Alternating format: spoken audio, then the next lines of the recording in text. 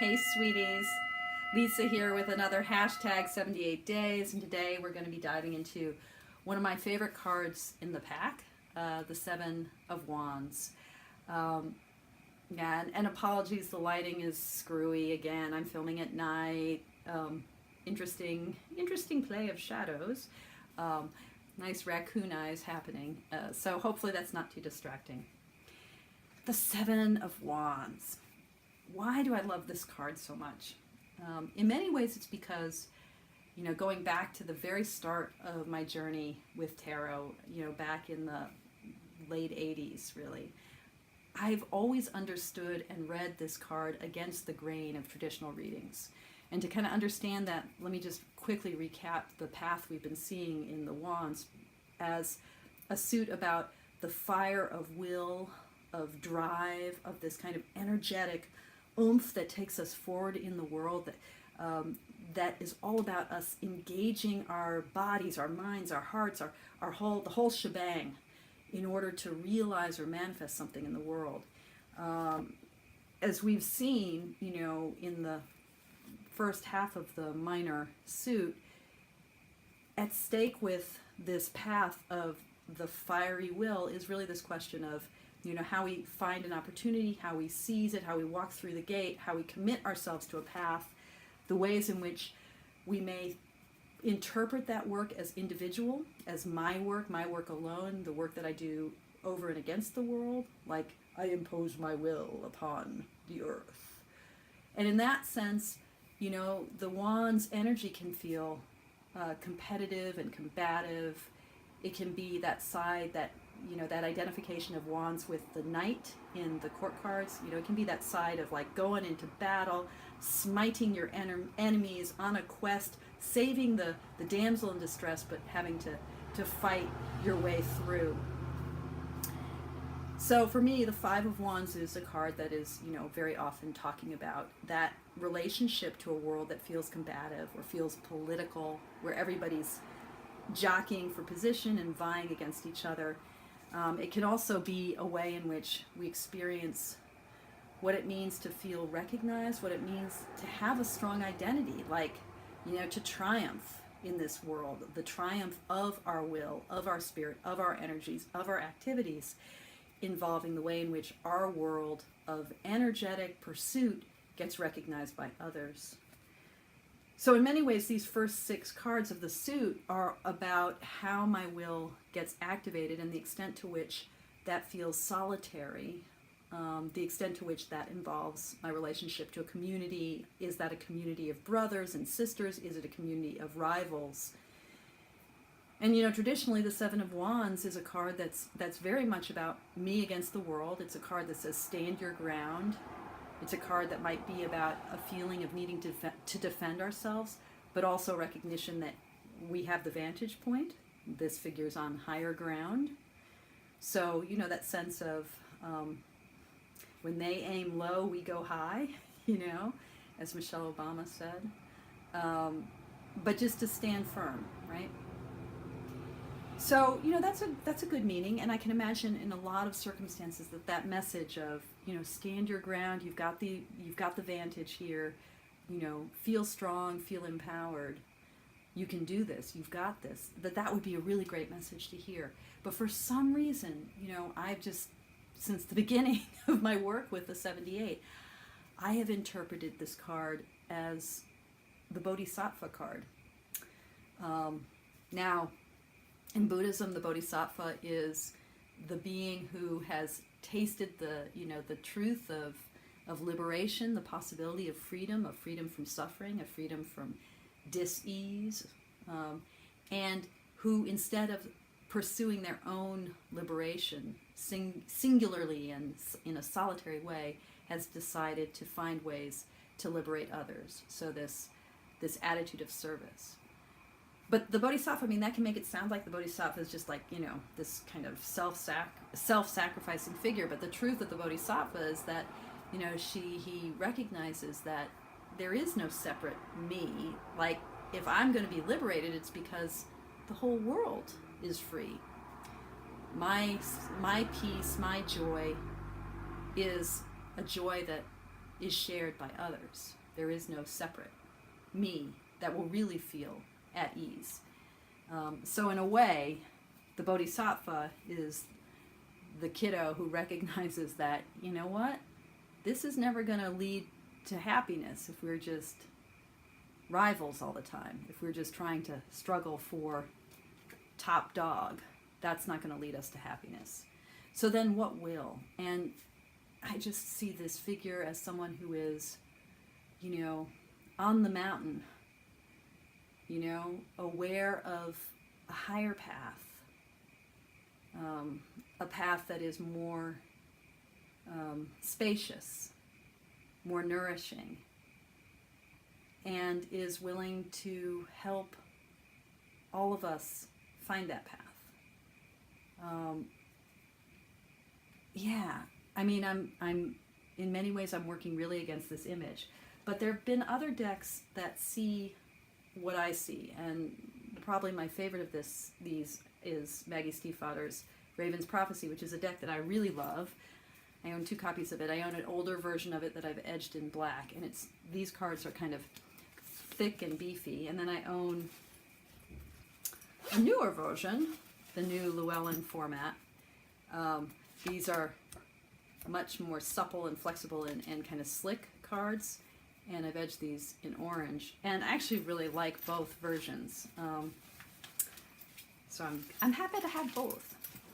But anyway, this is a very special deck to me. I love the Raven Boys.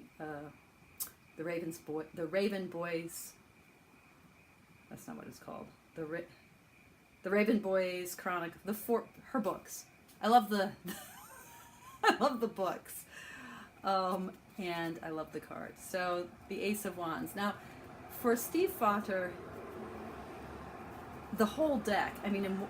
The whole deck is really about the creative process itself. How we take the spark of inspiration and turn it into some actual. We'll come back to this in a second. Some actual reality. And she's very literal in the attribution of the wands with fire. I love these lips breathing fire. And fire appears elsewhere in the major arcana, the sun, the sense of the holding that awakening, that luminosity right in your hands. And the hands are associated with the magician for Stiefvater. Water is also really important in the major arcana, and the water, the quenching beauty of temperance.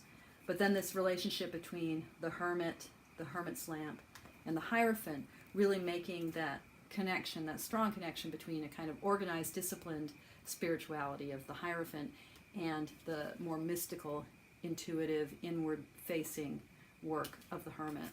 So there's no opposition there. And then the Tower, which is really about the conflagration in which one finds their way, and it refers to a specific event in, I believe, the 3rd book.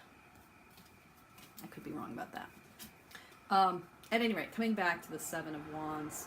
So although Maggie Stiefvater's interpretation of this card, if you read the book, which I have here somewhere, it is. If you read her description, it sounds very traditional. So she writes, sorry. I'm just a pro at this whole YouTube video thing. Okay. She writes, it's time to defend yourself. You have the high ground, so at least you can hold that knowledge close as the enemy comes at you. When the Seven of Wands appears, it usually means that you find yourself being attacked, often on a personal level. Unlike the Five of Wands, where the world is coming at you from multiple directions without coordination, the threat in the Seven of Wands is more united. You're outnumbered with only your wits, experience, and principles to bolster you. You'll need to be strategic to protect yourself, your ideas, and your projects. They might be asking you to explain yourself, to defend your choices, wanting to toss you from your seat at the feast. Rally all your wits and confidence to keep yourself on course. Sometimes just being good at what you do won't be enough. There may be shouting involved. And I like that reading. But actually, the image she's depicted shows something else. It shows the hand protecting the sparks of fire from the rain, from what will put the fire out. So, how do we understand this? For me, this activity, this is the work of the Bodhisattva, who's protecting a whole myriad of flames against a threat that comes from above. Keeping those flames alive, keeping that spirit alive, keeping that spark, that optimistic turning toward the future, that propulsion into action, into a world where we can make our inner truth become manifest in external reality, keeping that alive. And doing so in this very simple way, in this very protective way, absorbing the water to keep the flame burning bright.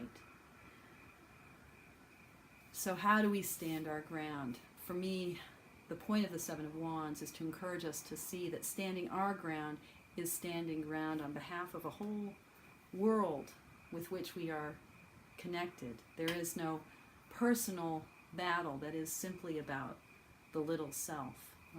In fact, when I take up these stressors and challenges and threats as something that's just about me, about what's happening to me, my efforts to defend myself may just further shut me in, may trap me, or may make me feel as if I'm trapped. So the Seven of Wands for me presents a kind of turning point in the minor suit of Wands, where I can turn that inward focusing energy outward, where I can turn back toward the world and imagine how the spark that I feel within me becomes something that sets the whole world ablaze and opens and inflames and warms and nourishes myriad hearts, myriad flames, myriad lives. Okay, I think that's what I got tonight. Yeah. So as always, thank you for watching. Thank you for joining me. And thank you for your practice. May in the moments when you feel most challenged, may you also feel yourself at the heart of community, and may you see the ways in which your own vital path forward is something that you can share your efforts with others. We don't have to feel so isolated and alone. In fact, at the moments when we do feel most isolated, those may be the moments when our heart is most open to the myriad flames around us. May you be well. Take care.